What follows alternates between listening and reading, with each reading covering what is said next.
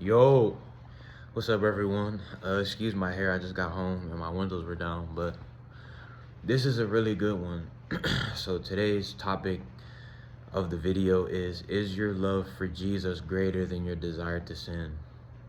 Now, before I grill into you, I just want you to know that this is probably one of the bigger things that I struggle with. It's not the toughest, because I definitely have weeks and even months where I go extremely long without doing some of the things that that God has delivered me from and things of that nature. Obviously, we fall short in things of that nature, but unfortunately, I know a lot of people who say once saved, always saved, but Scripture says otherwise. Just like how I talked about in the past, we are not saved by works, which is true, but faith produces works. That's also Scripture. It's a bit of both. But we all fall short. We all make mistakes. But is your love for Jesus, wanting to please him, wanting to keep his law? I know a lot of people that don't believe you have to keep the law.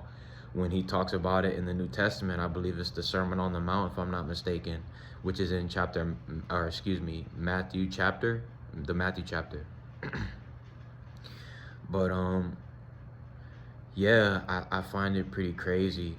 But I really wanted to lay into that because obviously we struggle. I believe in generational curses. I believe in like a bunch of stuff that's not really talked about in churches. Addictions obviously are real. There are spirits behind them and all that, but that's not really the topic of the video. Before we sin, we all have a choice. That little voice in our head that tells us, oh, just do it and get it over with, or it's the enemy. And in that moment, I've fallen short so many times, and I start to wonder, do I love the Lord? But obviously that's not true. We have a fallen nature. We have a sinful nature. So it's important to feel guilty about the sin, but not let the guilt stop you from coming back and repenting and making an effort to change, because you can change. What does Jesus say? Jesus says in order to create a change in you, you have to stay connected to the vine, and he's the true vine, or to produce any works or do anything.